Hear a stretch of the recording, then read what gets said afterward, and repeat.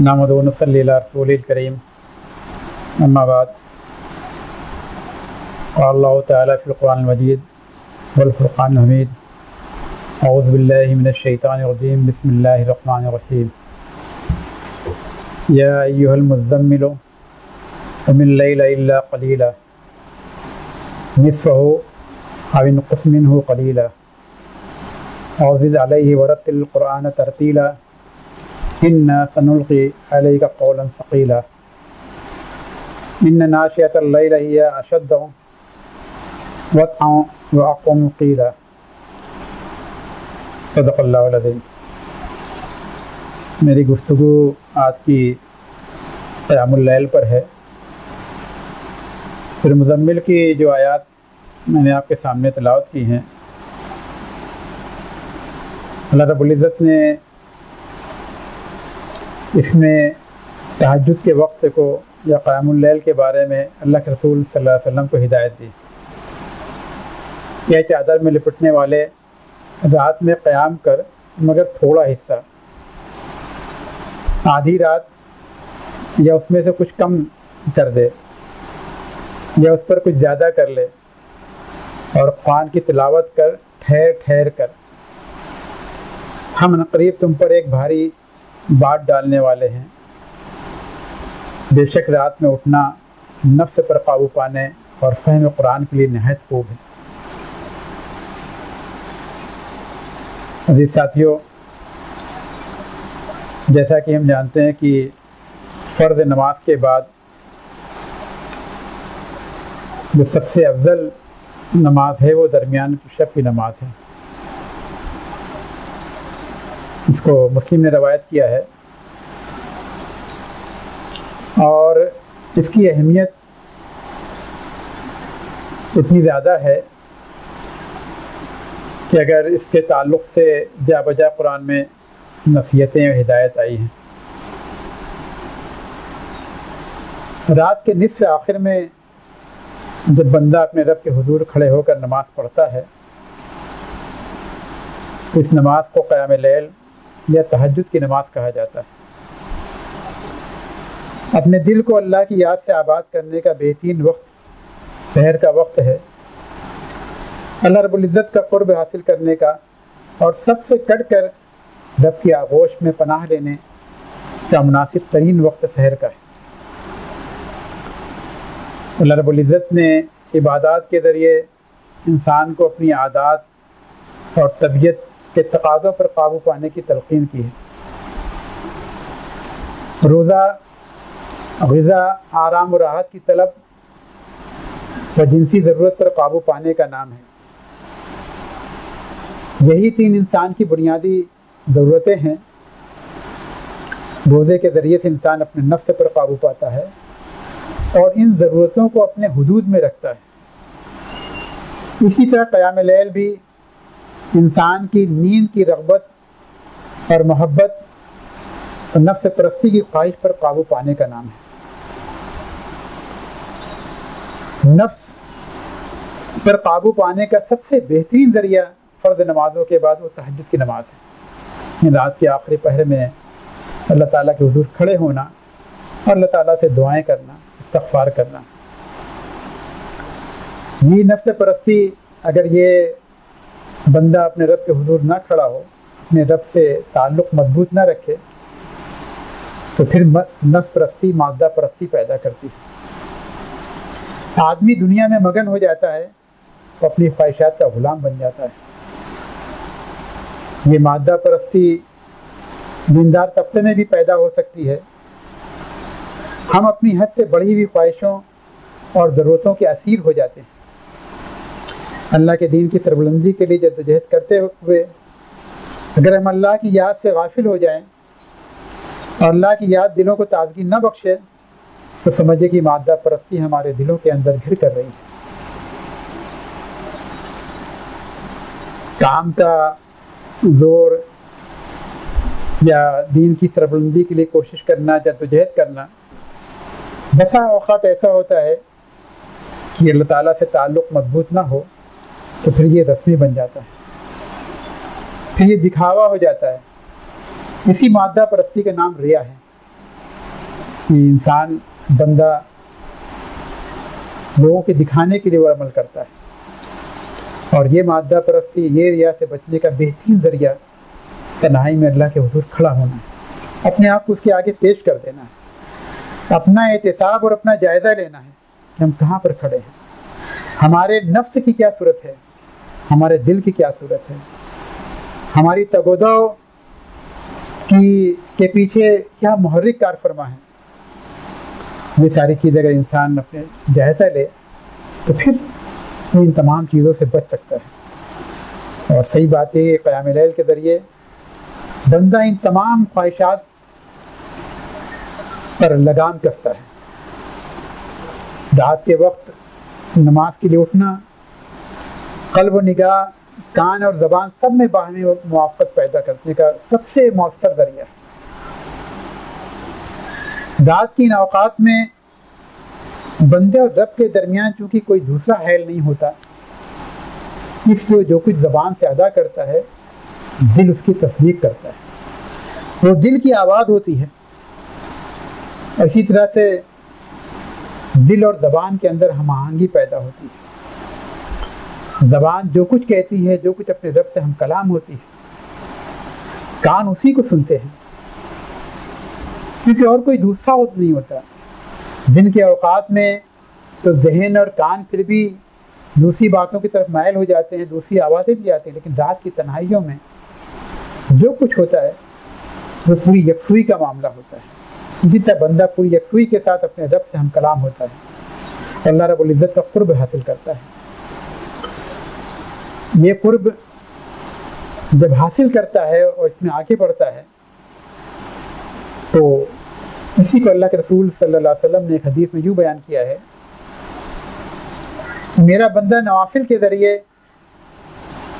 अल्लाह रब्बुल इज़्ज़त फरमाता है कि मेरा बंदा नवाफिल के ज़रिए से मेरे करीब होता जाता है, यहाँ तक कि मैं उससे मोहब्बत करने लगता हूँ। जब मैं उससे मोहब्बत करने लगता हूँ तो मैं उसका कान हो जाता हूँ जिससे वो सुनता है, उसकी आँख हो जाता हूँ जिससे वो देखता है, उसका वो हाथ हो जाता हूँ जिससे वो पकड़ता है, उसका वो पाँव हो जाता हूँ जिससे वो चलता है।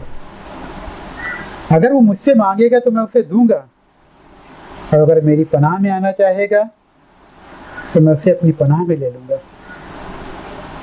ये बुखारी की रवायत है। आप सोचिए अल्लाह ताला कितना मेहरबान है अपने बंदों के ऊपर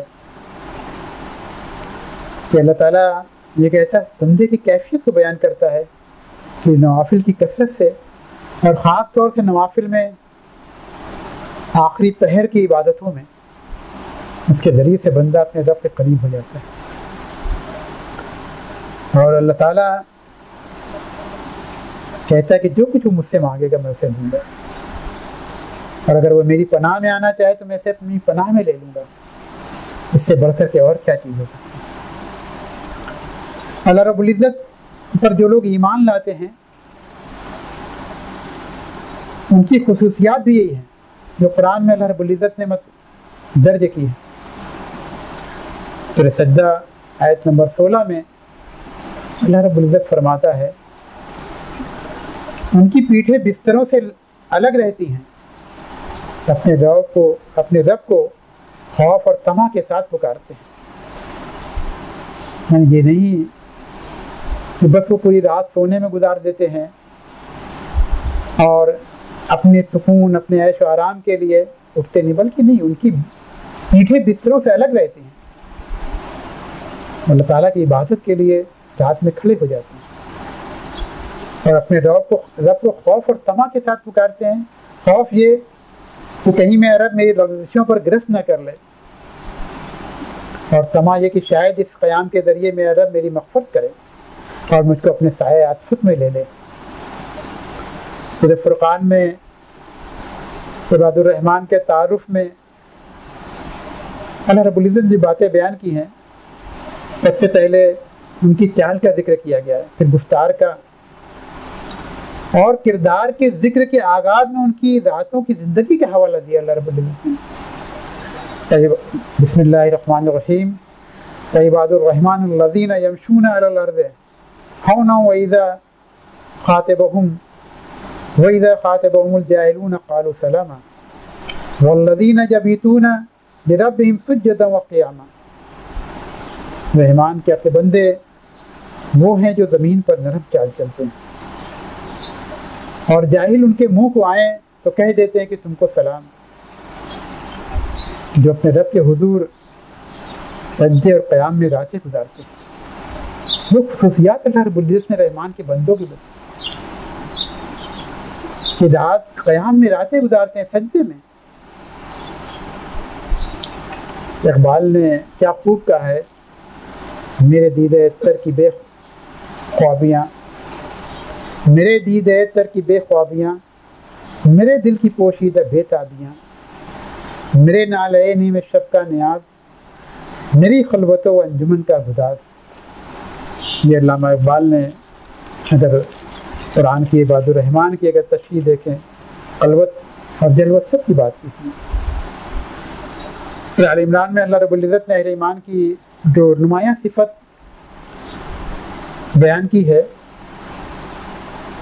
उन नुमायाँ सिफ़त को बयान करते हुए फरमाया है अस्साबिरीना वस्सादिकीना वल्क़ानितीना वल्मुनफ़िक़ीना वल्मुस्तग़फ़िरीना बिलअसहार। अस्साबिरीना, ये लोग सब्र करने वाले, साबित कदम रहने वाले। वस्सादिकीना, रास्तबाज़ हैं, सादिक हैं। वल्क़ानितीना, फरमा बरदार हैं।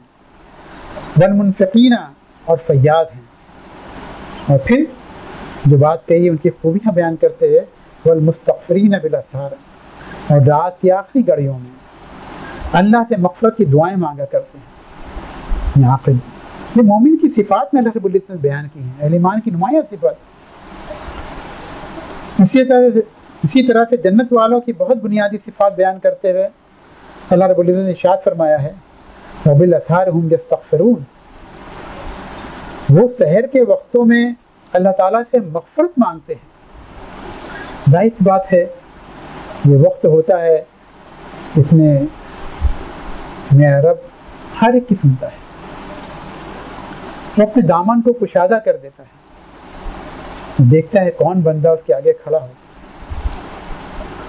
चुनांचे अल्लाह के रसूल सल्लल्लाहु अलैहि वसल्लम ने फरमाया, तिरमिज़ी की रवायत है, तुम ज़रूर क़याम लैल किया करो क्योंकि वो तुमसे पहले सालिहीन का तरीक़ा और शियार रहा है,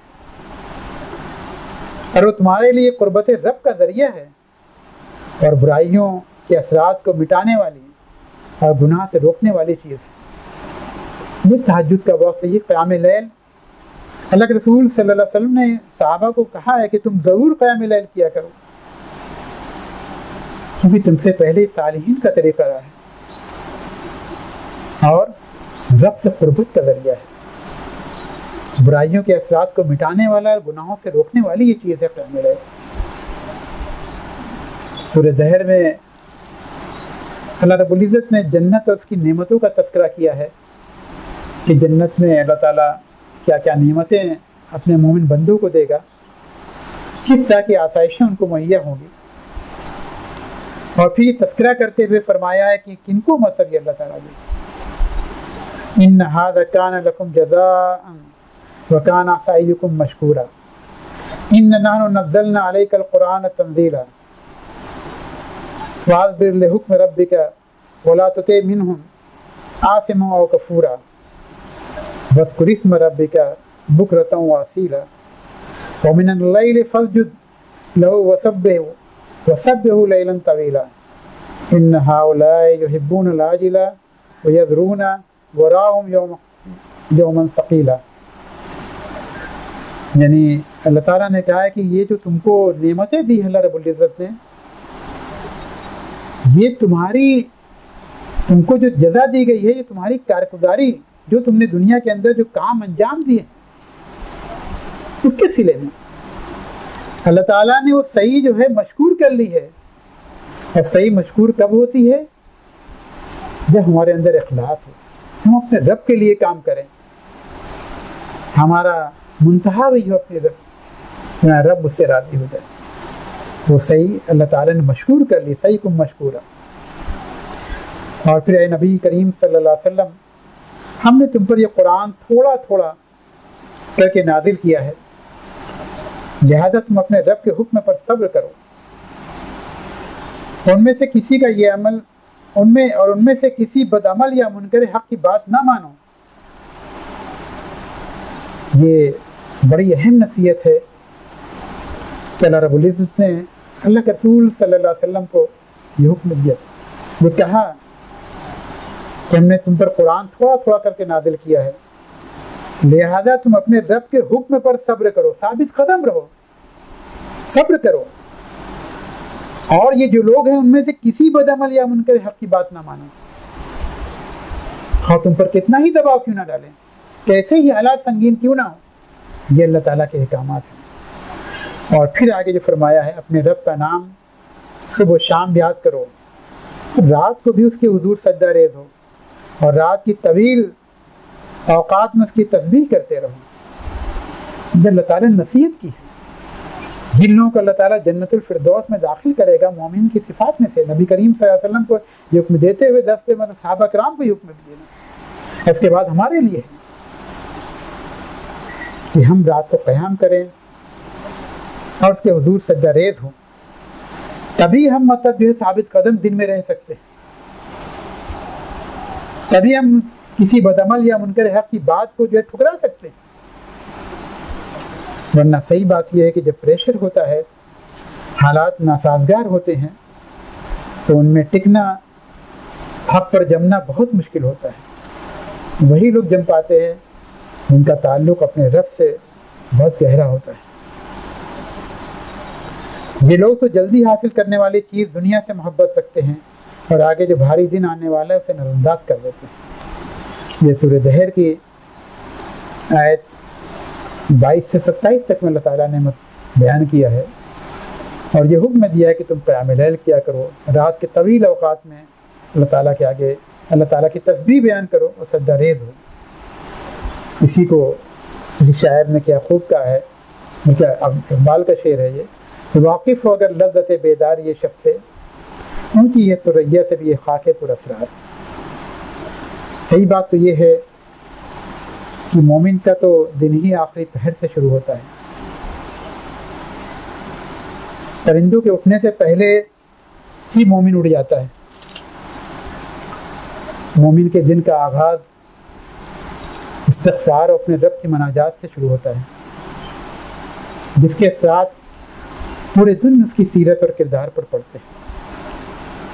उसके अंदर आजिज़ी पैदा होती है, इंकिसारी पैदा होती है। ये मोमिन का होता है।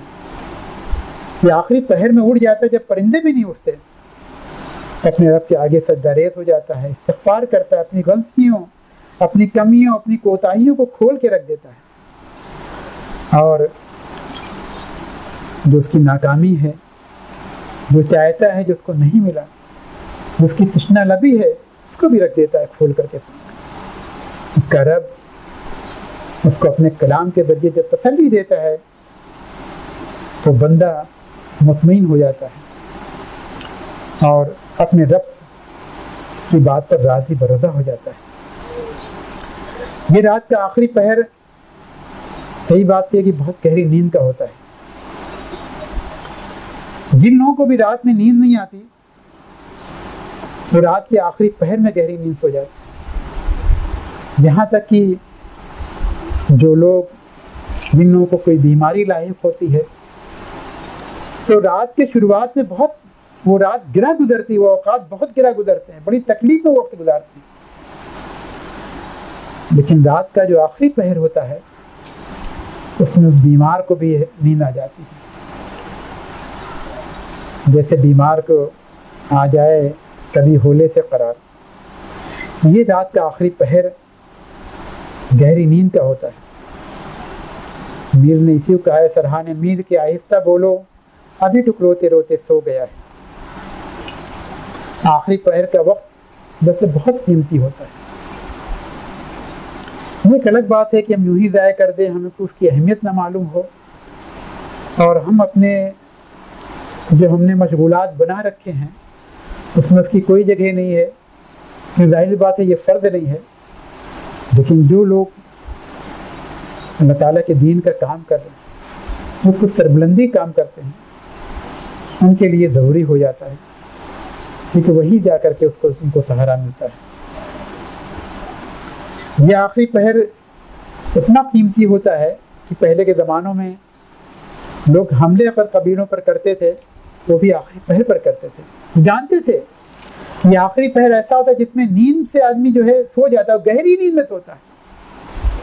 उस वक्त बहुत गहरी नींद आती है, इंसान उसकी लज्जत को महसूस करता है, उठना नहीं चाहता, शैतान उसको दिखाता है। आज भी पुलिस अगर मुजरिमों पर रेड डालती है तो अमन रात के उसी आखिरी पहर में डालती है। तो रात के इब्तदाई अय्याम के अंदर जगते जगते वो आखिरी पहर के अंदर सो जाते हैं, गफलत के शिकार हो जाते हैं। लेकिन बंदे मोमिन अपने दिन और रात के औकात का तयन इस तरह करता है कि वो रात के आखिरी पहर को जो कीमती होता है अपने रब की खुशनुदी की हासिल करने के लिए खड़ा हो जाता है और रात को कुर्बान कर देता है। उसके दिन का आगाज़ ही कुर्बानी से होता है। जब दुनिया वाले सोते हैं अपने रब के लिए वो जगता है। इसकी इतनी फजीलत और अहमियत क्यों है? सूरह मुज़म्मिल के अंदर जो अल्लाह रब्बुल इज़्ज़त ने जो बात कही है वो ये कि औज़िद अलैहि वरतिल कुरान तरतीला इन्ना सनुल्क़ी अलैका व क़ौलन सक़ीला। ये इन्ना सनुल्क़ी अलैका क़ौलन सक़ीला यानी हम तुम्हारे ऊपर एक भारी कलाम नाजिल करने वाले हैं। ये भारी कलाम है क्या? क़ौलन सक़ीला। एक तो खुद कुरान मजीद है, उसका नुज़ूल का तहम्मुल है, अपने आप में खुद एक वज़न रखता है, उसकी एक हैसियत है, उसका तहम्मुल हर कोई नहीं कर सकता। और सीरत का अगर आप मुताला करें तो उसमें लगेगा कि कुरान की जब आयात नाजिल होती थी, जब वही का नुज़ूल होता था तो किस तरह से मतलब जो उसका बोझ होता था, या फिर उसको जज्ब करने का मामला, तो ये एक अपने आप में खुद भी है। दूसरी चीज़ के अहकाम और क़वानीन हैं, वो इतने ज़बरदस्त हैं कि बंदे मोमिन को ज़रूरत पड़ती कि अल्लाह ताला से क़ुर्ब हासिल करे। और इसी बात को सूरह मुद्दस्सिर के अंदर अल्लाह ताला ने जो बात कही है, या अय्युहल मुद्दस्सिर कुम फ़अंज़िर व रब्बका फ़कब्बिर। ये ऐ ओढ़ लपेट कर लेटने वाले उठो और ख़बरदार करो, अपने रब की बड़ाई का ऐलान करो। ये रब्बका फ़कब्बिर ही असल है, अपने रब की बड़ाई का ऐलान करना। इसी में दुनिया जहान की सारी हकीकतों का राज पोशीदा है। और दुनिया में बिगाड़ का सबसे बड़ा सबब यह है कि लोग अपने रब की बड़ाई को तस्लीम ना करें, या जो लोग अपने रब की बड़ाई को तस्लीम करते हैं, उस रब की बड़ाई को नाफिज करना चाहते हैं दुनिया के अंदर, उनकी मुखालफत करें। वही हुक्मरां है, वही सबसे ताकतवर है, और ये हुक्म है कि उसके रब के अपने रब की बड़ाई का ऐलान करना है पूरी दुनिया के अंदर। सरवरी ज़ेबा फ़कत उस ज़ात बेहमता को है, हुक्मरां है एक वही, बाकी बुताने आज़रे। ये बस जब आप रब का फ़कब्बिर कहते हैं तो बातिल के ऐवानों में ये आवाज़ लर्ज़ा तारी कर देती है। सारी बातिल ताकतें आपके ख़िलाफ़ हो जाती हैं। उनकी हर मुमकिन कोशिश होती है कि आपको और आपकी तहरीक को जड़ से उखाड़ फेंकें। उसके लिए नित नए वो मंसूबे बनाती हैं और उसमें आपको मुलविस करने की कोशिश करती हैं। आप जब रब का फ़कब्बिर कहते हैं तो ज़माने के लोगों को आप अपना मुखालिफ पाते हैं। उस वक्त ये क़याम लैल आपको अपनी जड़ों पर मजबूती के साथ खड़ा रहने की हिम्मत और हौसला देता है कि आप मजबूती के साथ एक चट्टान की तरह जम जाते हैं, क्योंकि आपको जो तकालीफ होती हैं, जो परेशानियां होती हैं, जो बातिल का खौफ होता है, उस रब की पनाह में आते ही यक लफ्त सारी तकालीफ और सारे खौफ दूर हो जाते हैं और आप एक नए हौसले से उनका मुकाबला करते हैं।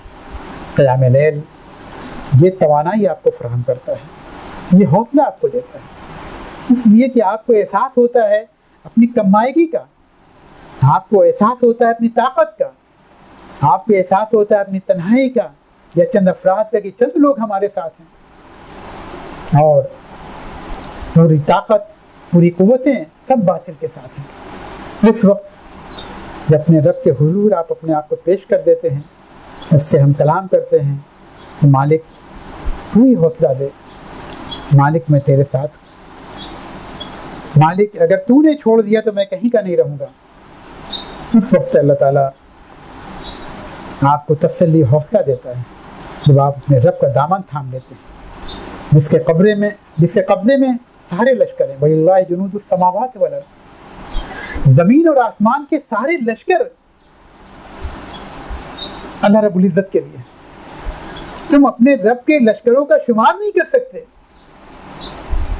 एक छोटा सा जरसोमा है अभी जो हालात चल रहे हैं, अल्लाह ताला के एक लश्कर ही, आप जो भी उसको नाम देना चाहें, जो भी कहना चाहें, जो भी उसके पीछे थ्योरी करें, जाहिर बात है अल्लाह ताला की ताकत, अल्लाह ताला की हिकमत इस दुनिया के अंदर काम कर रही है। असबाब तो दुनिया के अंदर ही पैदा होंगे, वाक़यात तो ऐसे ही रूनुमा होंगे, हाँ वो बातिल ताकतों के ज़रिए हो, प्लानिंग करके हो, या दूसरे के ज़रिए से। हकीकत ये है इस एक जरसोमे ने पूरी दुनिया के बुतकदों को पाश कर दिया, पूरी टेक्नोलॉजी को नीचे गिरा दिया। जो लोग ज़ोम से कहते थे, जो खुदाई का दावा करते थे, और जो अपने आप को बहुत बड़ा समझते, जिनके तकब्बुर था, गुरूर था, हमें अल्लाह ताला ने अपने एक छोटे से लश्कर के ज़रिए, न जाने कितने लश्कर उसके ज़रिए से, तो अल्लाह ताला तसल्ली देता है जब हम खड़े होते हैं, हम उस रब के पनाह में आते हैं, हम उस रब के मतलब जो है का दामन थाम लेते हैं, जिसके कब्ज़े में ज़मीन और आसमान के सारे लश्कर हैं, सारी कुव्वत उसके पास है, सारे फैसलों का निफाज़ वो करता है। ये ताकत, ये कुव्वत, ये हौसला, जब हम अपने रब के हुजूर खड़े होते हैं और अपना दामन झाड़ देते हैं और अपने आप को उसके हुजूर पेश कर देते हैं, तो मेरा रब मुझे हौसला देता है। इसी को अल्लामा इक़बाल ने कहा था आगे चल कर को, कि अगर जो लोग इससे अगर आरी हो जाएं या ये चीज़ नहीं हो, तो फिर कितने ही आप इंटेलेक्चुअल हों, कितने ही आप मतलब बड़े हों, और कितना ही आप इल्म फ़हम के मतलब जो है मैदान आपने मार कर लिए हों, लेकिन सही बात यह है कि दिल गिरविदा नहीं होता। अल्लाह ताला के यहाँ उस चीज़ काबिल कबूल नहीं होती। अल्लामा इक़बाल ने जो कहा कि अत्तार हो, रूमी हो, राज़ी हो, गज़ाली हो, कुछ हाथ नहीं आता बेआह सहर गाही। ये जो बेआह सहर गाही है, अगर सहर के वक्त में, आखिरी पहर में, सहर गाही में अल्लाह ताला के हुजूर आ नहीं हो, उसके आगे अपने दर्द को ना रखें, जो शिकवा करना वो भी वहाँ कीजिए अल्लाह ताला से, उसका शुक्र बजा लाइए। अगर अल्लाह ताला ने आपको नेमतें दी है, सब कुछ, तो अल्लाह ताला के शुक्र बजा लाने के लिए मतलब अल्लाह ताला के आगे हुजूर खड़े हो जाइए क़याम लैल की। अल्लाह के रसूल सल्लल्लाहु अलैहि वसल्लम जब क़याम लैल करते थे, आपके पाँव में वरम हो जाता था। सहाबा कराम के अल्लाह के रसूल सल्लल्लाहु अलैहि वसल्लम, उस वक्त की बात थी जब महल मतलब दीन को वो हैसियत हासिल हो गई थी कि दीन अब अपने आप में मजबूत बुनियादों पर खड़ा हो चुका था। अल्लाह के रसूल, अल्लाह ताला ने तो आपके सारे गुनाह आगे पीछे के माफ़ कर दिए, फिर भी आप, तो मैं अल्लाह ताला का शुक्रगुजार बंदा न बनूं, ये सबसे बड़ी। अगर अल्लाह ताला ने आपको नमाज दिया है, अल्लाह ताला ने आपको दिया है, तो उसके शुक्र बजा लाने का मकाम ये है कि अल्लाह ताला के हुजूर खड़े हो जाए। अभी रमज़ान का महीना आने वाला है, और सही बात यह है कि ये शुरू हो ही जाता है।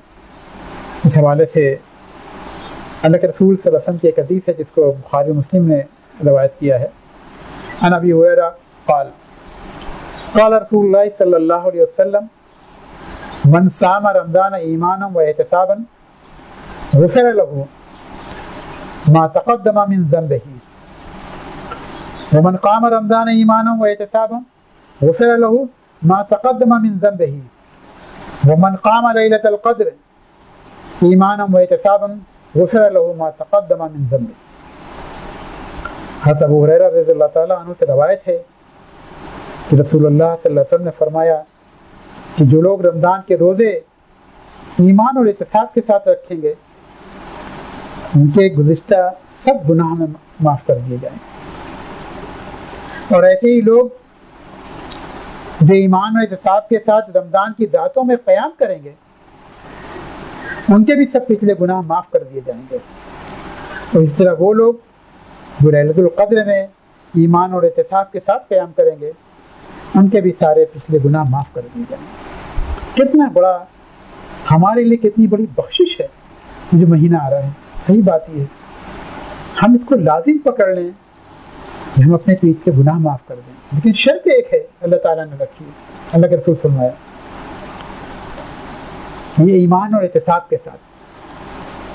जैसे ये ईमान और एहतिसाब हमारे आमाल के कल्ब वो रूह हैं, अगर ये ना हो तो फिर ज़ाहिर के लिहाज से बड़े बड़े आमाल भी बेजान और खोखले हैं, जो क़यामत के दिन खोटे सिक्के साबित होंगे।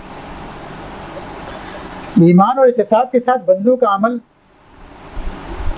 अगर रब्बुल इज़्ज़त को इतना महबूब है तो उसके सारे पिछले गुनाह माफ़ कर देता है। ईमान एहतिसाब क्या है कि हम अपनी ज़िंदगी का जायज़ा लें, अपनी लग़्ज़िशों और कमियों को देखें, और इस रमज़ान के महीने में उन लग़्ज़िशों और कमियों पर इस्तिग़फ़ार करें, रोज़े के ज़रिए से, क़याम लैल के ज़रिए से, लैलतुल क़द्र के ज़रिए से, और फिर आइंदा ज़िंदगी का इरादा करें कि अल्लाह ताला मैं आइंदा ज़िंदगी ऐसी गुजारूँगा, आपके अहकामात के मुताबिक गुजारूँगा। अल्लाह ताला हौसला देता है। ये एक महीना जो रहमत का, बरकत का, मग़फ़िरत का हम पर साया फ़गन होने वाला है, इसके अंदर इसको पाते हुए भी अगर हम अपनी मग़फ़िरत ना कराएं, ईमान और इत्तिसाब के साथ इबादत ना करें, तो फिर सही बात यह है कि हमसे बड़ा खसारे में कोई नहीं है। हम बहुत नुकसान में हो सकते हैं। ये अल्लाह ताला का करम है, अल्लाह रब्बुल इज़्ज़त का एहसान है, उसने हमारी ख़ताओं, हमारी लग़्ज़िशों और हमारे गुनाहों को धोने के लिए ये मौका हमको इनायत फरमाया है, ताकि हम ईमान और इत्तिसाब के साथ खड़े होकर के अपने गुनाहों की बख्शिश कर सकें और अपने अमल का जायज़ा ले सकें और आइंदा की ज़िंदगी उसके मुताबिक गुजारें। मेरे साथियों और दोस्तों, क़याम लैल के ताल्लुक़ से कुरान मजीद के अंदर अल्लाह ताला ने बेपनाह आयतें नाज़िल की।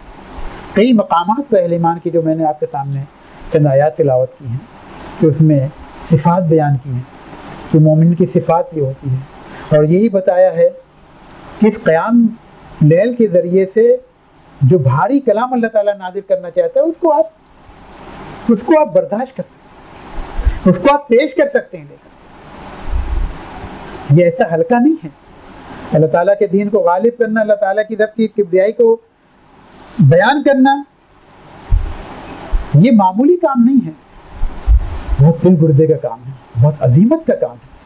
उस अजीमत का तकाजा ये है कि आप अपने रब के हुजूर खड़े, अपने रब के हुजूर अपनी माफ़ी मांगें और उसको पूरा करने की कोशिश करें। क़याम लैल दर्स हमें ये सिखाता है। दूसरी चीज़ ये एक और इबादत के ताल्लुक़ से एक चीज़ और है, और क़याम लैल का मामला हो या कोई और इबादत का, हमारी इबादतें जो इस्लाम की रूह और स्पिरिट होना चाहिए, दरअसल उससे खाली होती जा रही है। अल्लाह ताला को उन इबादत के ज़रिए मतलूब क्या है, ये है ऐसी चीज़। तो कुरान ने कहा है, सूरह मुज़म्मिल के अंदर कहा है कि कुरान वरतिल कुरान तरतीला, उसकी तरकीब क्या हुई क़याम लैल की कि आप कुरान को खूब ठहर ठहर कर पढ़ें। ठहर ठहर कर पढ़ने का मतलब ये क्या है कि आप एक एक आयत पर रुकें, गौर करें और फिर आगे बढ़ें। इतना नहीं होता तो कम से कम उसको समझकर तो पढ़ें कि मैं क्या पढ़ रहा हूँ। सिर्फ खड़े हो जाना और जो आयतें या जो सूरतें हमको याद हैं वो पढ़ लेना बगैर समझे बूझे, वो क़याम लैल का मकसद फौत हो जाता है।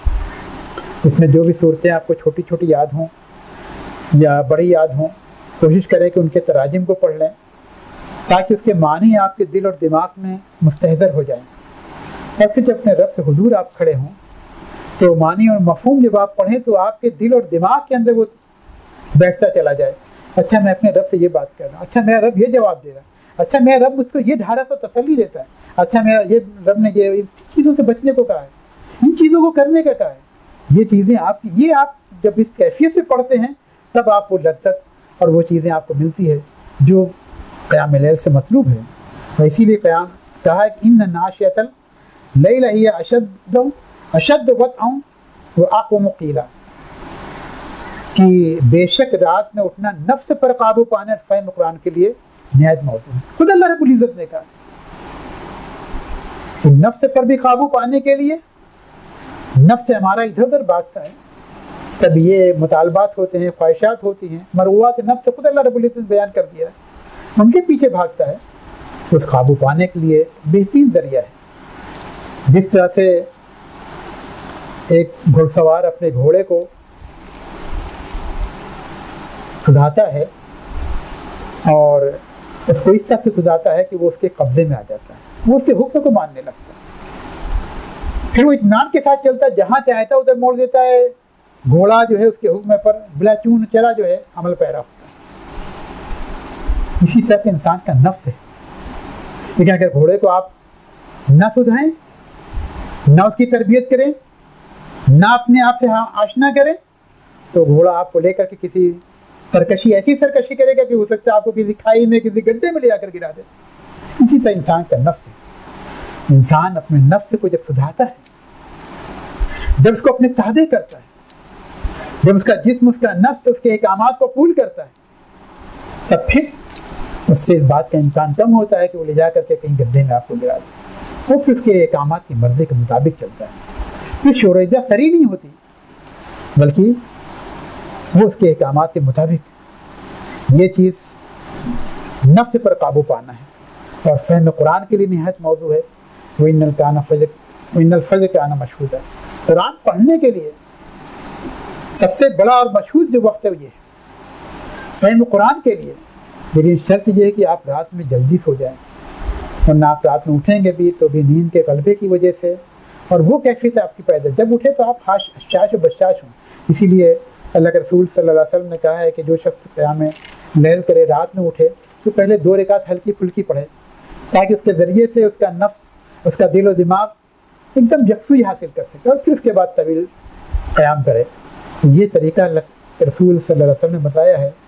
मेरी गुजारिश है आप सब से और खुद मुझसे भी कि हम सब इस रमज़ान के महीने में भी और इसके बाद आने वाले पूरे साल के अंदर हम अल्लाह ताला के हुजूर खड़े हो सकें। जो जिस दावत को, जिस दीन की सरबुलंदी के लिए हम काम कर रहे हैं, उसके लिए ये ज़रूरी है, हो जाता है कि हम अल्लाह ताला के हुजूर खड़े होकर के अपने आप को, अपने दिल को, अपने दिमाग को, सबको मजबूत कर लें और अपने रब के हो जाएं, दुनिया से कट करके सारे मामलात उसी के सुपुर्द करें। अल्लाह ताला से दुआ है कि अल्लाह ताला हमें कहने सुनने से ज़्यादा अमल करने की तौफ़ीक़ अता फ़रमाए। रब्बना तक़ब्बल मिन्ना इन्नका अंतस समीउल अलीम व तुब अलैना इन्नका अंतत तव्वाबुर रहीम व आखिर दावाना अल्हम्दुलिल्लाहि रब्बिल आलमीन।